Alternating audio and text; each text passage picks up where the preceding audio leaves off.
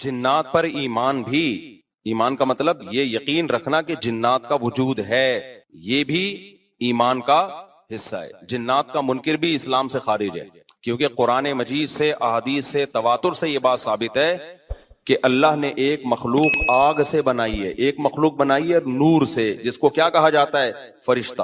اردو میں، فارسی میں فرشتہ، انگلش میں اینجل، اور عربی میں ملک۔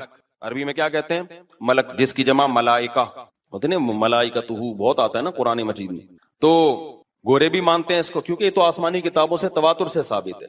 تو اب یہ فرشتہ چونکہ مادی مخلوق نہیں ہے تو ہمیں وہ مخلوق نظر نہیں آتی۔ اب سائنس کا یہ کہنا ہے، سائنس تو یہاں تک، سائنس مادی چیزوں پہ تحقیق کر سکتی ہے بھائی جان، کچھ چیزیں سائنس کی دسترس سے کیا ہیں؟ خارج ہیں۔ اگر وہ دلائل سے ثابت ہو جائیں، دوسرے دلائل سے، تو ان کو مان لیا جائے، نہیں ثابت ہو تو نہیں مانا جائے۔ اب سارے پیغمبروں نے فرشتوں کے وجود کا بتایا ہے، حضرت موسیٰ، عیسیٰ علیہ السلام، موسیٰ علیہ السلام، داؤد علیہ السلام، تواتر سے، تبھی یہود و نصارہ اور مسلم سارے متفق ہیں کس کے وجود پر؟ فرشتوں کے۔ اسی طرح اللہ نے ایک مخلوق کو آگ سے بنایا، اس کو کیا کہا جاتا ہے؟ جن۔ چونکہ وہ انسانوں سے چھپی ہوئی ہے اس لیے اس کو کیا کہا جاتا ہے؟ جن۔ جن چھپی ہوئی چیز کو کہتے ہیں۔ مجنون کسے کہتے ہیں؟ جس کی عقل چھپی ہوئی ہو، پردہ پڑ گیا ہو، دیوانہ ہو گیا ہو۔ جنین اس بچے کو کہتے ہیں جو ماں کے پیٹ میں ہو، وہ بھی چھپا ہوا ہوتا ہے نا۔ فلما جن علیہ اللیل، قرآن کہتے ہیں جب رات چھا گئی، اندھیرا کر دیا رات نے، تو ہر وہ چیز جو چھپی، جنون اسی سے نکلا ہے۔ جنون پاگل ہو گیا نا، گویا دماغی غائب ہو گیا ہے، ٹھیک ہے نا۔ تو ہر وہ چیز جو چھپی ہوئی ہوتی ہے نا، اس میں جیم ڈبل نون والا مادہ پایا جاتا ہے۔ تو جن کو بھی جن اس لیے کہتے ہیں کہ وہ ہوتا ہے لیکن نظر، بولو، نہیں آتا۔ تو اس کے بارے میں ہمارا عقیدہ کیا ہے جو اسلام نے ہمیں بتایا ہے؟ بھائی جنات بھی مکلف ہیں اعمال کے، ان میں اچھے بھی ہوتے ہیں اور ان میں برے بھی ہوتے ہیں۔ البتہ شیطان ایک ایسا جن ہے جو برا ہے، ہر جن برا نہیں ہوتا، لیکن شیطان ایک برا جن تھا جو اڑ گیا تھا نا، پڈے ماضی میں لگا تھا اور قیامت تک اڑا ہی رہے گا، اس کی نسل بھی ایسا ہی ہے۔ لیکن جنات میں اچھے بھی ہوتے ہیں اور جنات میں برے بھی ہوتے ہیں۔ جنات تعلیم کہاں سے لیتے ہیں؟ انسانوں سے لیتے ہیں۔ جنات میں کوئی الگ سے پیغمبر نہیں آتے، انسانوں ہی کو اللہ نے یہ فضیلت دی ہے کہ جنات فالو کس کو کریں گے؟ انسانوں کو۔ تبھی جتنے مذہب انسانوں میں ہے نا، اتنے ہی مذہب کس میں ہیں؟ جن اگر میرا بیان سنتے ہیں تو 20 رکعت تراویح کے قائل ہو جاتے ہیں، کسی اہل حدیث کا بیان سنیں گے تو 8 کے قائل ہو جاتے ہیں، جہلم والی سرکار کا بیان سنیں گے تو جنوں کی بیویاں عدالت سے جا کے ان کی عدالتوں سے خلا لے رہی ہوتی ہیں کہ وہ شوہر جن شوہر دینے پر راضی نہیں ہوتا۔ وہ سارے جھگڑے جو انسانوں میں ہے نا، جن میں ہو سکتا ہے کچھ 4 شادیاں کرتے ہوں جو میرا بیان سنتے اور پٹ بھی رہے ہوں جنیوں سے، چڑیلوں سے، اور جن میں ایسے بھی ہوں گے جو 1 کے قائل ہوں گے۔ تو جتنے، مجھے نہیں پتا جنات کو 4 کی اجازت ہے کہ 1 کی ہے، یہ کچھ مسائل ہو سکتا ہے جنات کے ہم سے ڈیفرنٹ ہوں، لیکن بہرحال تو حدیث سے ہمیں یہ پتا چلتا ہے بھائی ایک مخلوق ہے جسے کیا کہا جاتا ہے؟ جن کہا جاتا ہے۔ وہ ہے، اس کا وجود ہے، اور چونکہ وہ ہو سکتا ہے یہاں بھی کچھ جنات بیٹھے ہوئے ہوں۔ اگر وہ آپ کہیں وہ بیٹھے ہوئے کیوں؟ بھائی وہ کھڑے ہو گئے تو سب آپ لیٹے ہوئے ہوں گے پھر یہاں پہ، اس لیے ان کو بیٹھے ہی رہنے دو۔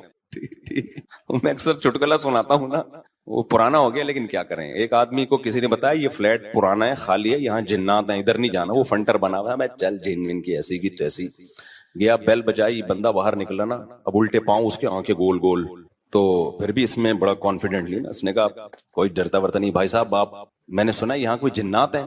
تو وہ کہتا ہے میں تو 500 سال سے رہ رہا ہوں، مجھے تو اب تک کوئی جن نظر۔ اس نے کہا لے بھائی یہی جن ہے بھائی، 500 سال سے رہ رہے کم، سمجھ رہے ہو؟ اچھا، تو جنات کی پیدائش انسانوں سے پہلے ہوئی ہے اور جنات کی تعداد بھی انسانوں سے زیادہ، کیونکہ قرآن میں ہے قد استکثرتم من الانس، اے جنات تمہاری تعداد تو انسانوں سے بھی زیادہ ہے۔ تو پتہ چلا جنات انسانوں سے بھی زیادہ ہے۔ تو ان میں اچھے بھی ہوتے ہیں، برے بھی ہوتے ہیں، ہری پگڑی والے بھی ہوتے ہیں، سفید پگڑی والے بھی ہوتے ہیں، دیوبندی بھی، بریلوی بھی، قادیانی بھی، ہندو بھی، ہر طرح کے فرقے، کیونکہ یہ تعلیم کہاں سے لیتے ہیں؟ انسانوں سے۔ تو جتنے مولویوں کی جتنی قسمیں ہیں نا، سب سے زیادہ قسمیں تو پاکستان میں پائی جاتی ہیں۔ جتنی قسم کے مولوی ہیں جس ملک میں ہوں گے، اتنے ہی قسم کے فرقے بھی اس ملک میں جنات میں بھی ہوں گے، کیونکہ یہ تعلیم کس سے لے رہے ہوتے ہیں؟ میں نے بتایا انسانوں سے۔ دوسرا، ان میں ایک مسئلہ ہے، ان میں شر کا عنصر خیر سے زیادہ غالب ہے۔ انسان کی جو نیچر ہے نا، انسان کی نیچر یہ ہے کہ انسان کی نیچر میں خیر زیادہ غالب ہے، شر مغلوب ہے. انسانوں میں اچھے بائی نیچر اچھے زیادہ ہوتے ہیں، برے کم. ہر انسان جھوٹ کو ناپسند کرتا ہے لیکن کچھ پھیکو بھی ہوتے ہیں. ہر انسان چوری کو ناپسند کرتا ہے لیکن کچھ چور بھی ہوتے ہیں. لیکن جنات کا معاملہ الٹا ہے، ان میں شر کا عنصر خیر سے، یہ سرکشی، آگ میں سرکشی ہے نا. تو ظاہر ہے ہمیں اللہ نے مٹی سے بنایا، مٹی میں کیا ہے؟ تواضع. تو حق سن کے چپ ہو جانا چاہیے انسان. ہو جاتے ہیں ہاں کچھ شیطان قسم کے ہوتے ہیں، وہ چپ نہیں ہوتے، لیکن نارملی انسان کو جب صحیح بات پتہ چلتی ہے وہ کیا ہو جاتا ہے؟ چپ. مٹی ہے تو مٹی والی خاصیت اس میں ہے.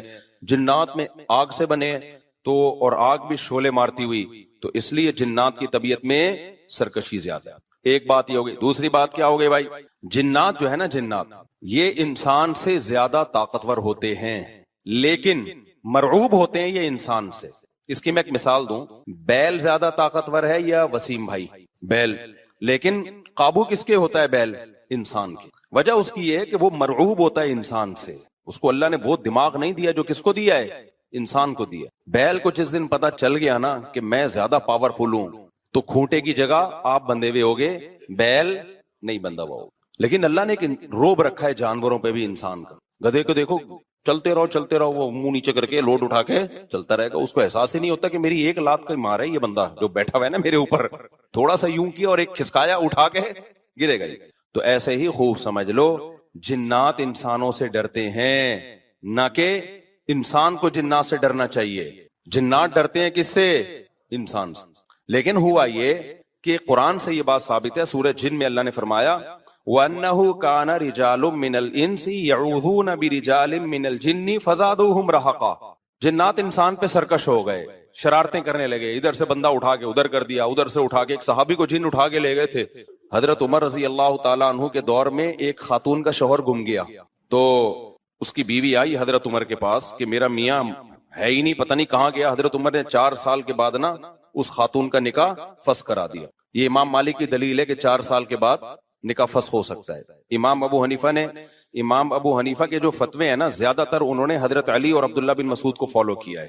وجہ اس کی یہ کہ وہ کہتے تھے کہ یعنی جو اس بارے میں حناف کہتے تھے حضرت علی نے تینوں خلفاء کا زمانہ بھی دیکھا ہے اور نبی کا زمانہ بھی، تو ان کا علم باقی تینوں خلفاء سے زیادہ ہے. اس لیے فقہ حنفی میں حضرت علی اور عبداللہ بن مسعود کو بہت ترجیح دی گئی ہے.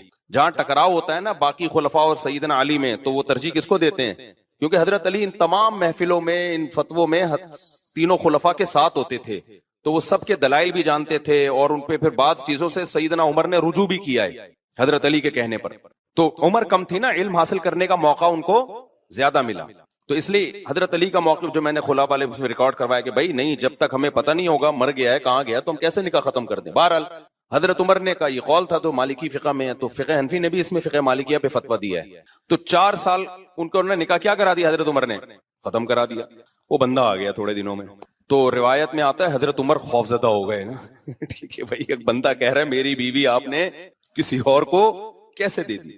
تو حضرت عمر نے پھر کہا بھائی اب تمہارے پاس 2 آپشن ہیں، یا تو تمہاری بیوی ہم تمہارے حوالے کر دیتے ہیں یا پھر مہر لے لو، اس کو طلاق دے دو.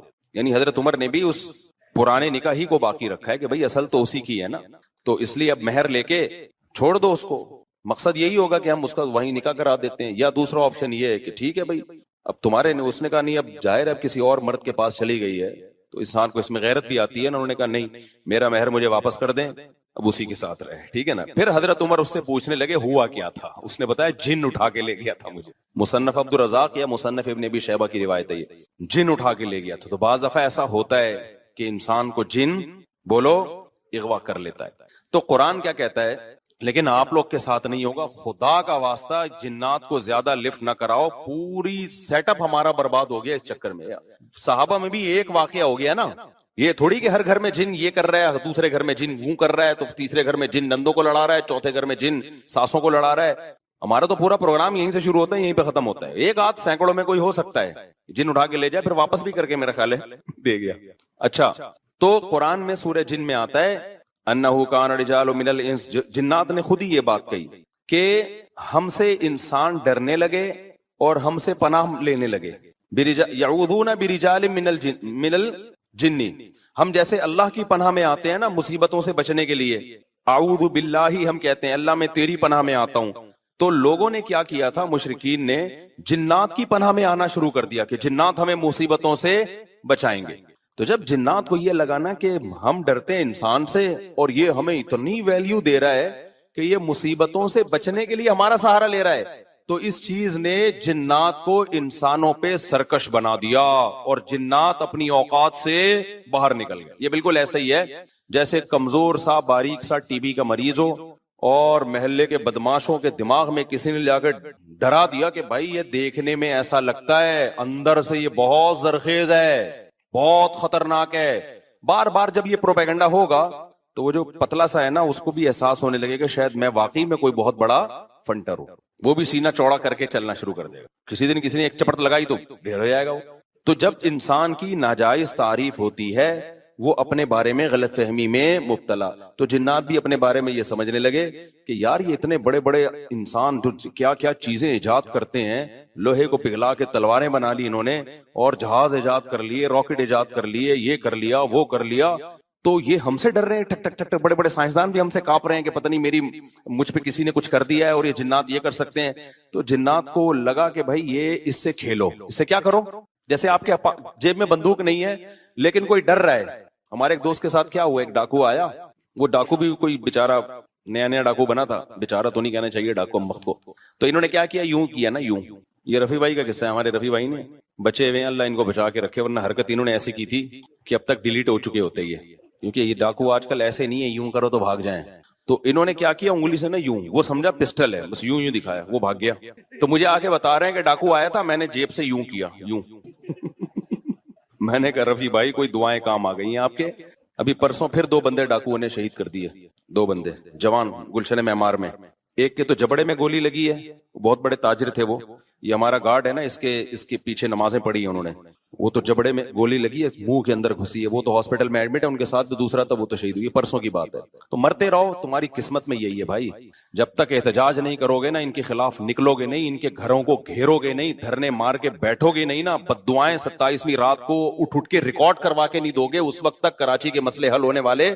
کیونکہ ہماری گورنمنٹ کو پتا ہے کہ ان سے بڑا بےغیرت, کراچی والوں سے بڑا بےغیرت اس کائنات میں کوئی ہے نہیں. تو ان بےغیرتوں کو کوٹتے رہو, پیٹتے رہو, یہ اسی کام کے لیے بنے ہیں یہ. تو باقی بڑے بےغیرت ہیں, میں حکمرانوں کو برا نہیں کہتا, قسم اٹھا کے کہا جا سکتا ہے کہ کراچی والوں سے بڑا بےغیرت مجھ سمیت کوئی بھی نہیں ہے. تو ہماری قسمت میں ہے, مرتے رہو, جنازے اٹھتے رہیں گے. کبھی کوئی بددعا فلسطین اسرائیل کے خلاف بددعائیں دے رہے ہیں, دینی چاہیے. ان بےغیرتوں کے خلاف بھی تو بددعائیں دو یار. ہم نے یہ چیزیں برداشت کی ہیں, گٹر کے ڈھکن نہیں ہے, گٹر ہماری مسجد کے باہر سے 4 سال سے گٹر ابل رہا ہے, 4 سال. کئی دفعہ ہم نے اپنے خرچے پہ صاف کروایا, پھر بھی ابل رہا ہے. کسی سندھ گورنمنٹ کے کسی بندے کو توفیق نہیں آ کے, یار کتنے نمازی آ رہے ہیں گٹر کے پانی سے گزر کے آ رہے ہیں, وہ سب شکایتیں کر رہے ہیں. کوئی مسجد کمیٹی کو برا کہہ رہا ہے, کوئی کس کو برا کہہ رہا ہے, تو سب یہی کر رہے ہیں. بھائی مسجد کمیٹی کہہ رہی ہے ہمارا کیا قصور ہے یار, ہم کتنی دفعہ صاف کروائیں, اور ایک گٹر ہو تو صاف کروائیں نا, پوری گلی کے آپ دیکھ لو حال جا کے. ہم نے پھر بھی برداشت کر لیا, لیکن یار انسانی قتل کون برداشت کر سکتا ہے. ہر دن 4 6 5 10 جوان موتیں کراچی میں ہو رہی ہیں, جوان موتیں. جن کے گھروں میں جنازے اٹھتے ہیں ان سے جا کے پوچھو کیا حال ہوتا ہوگا. لیکن یہ قوم بے حس ہے, یہ سڑکوں پہ نہیں نکلے گی. اس کی قسمت میں ہے کہ پٹو مرو, تمہاری قسمت میں ہے یہ.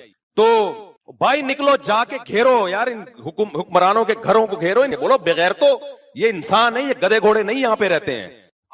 جب میں مسجد سے نکلتا ہوں نا, پھر خبر آتی ہے 2 بندے آج وہاں قتل کر دیے, 3 بندے, اور سارے اپنے ریلیٹیو ہوتے ہیں.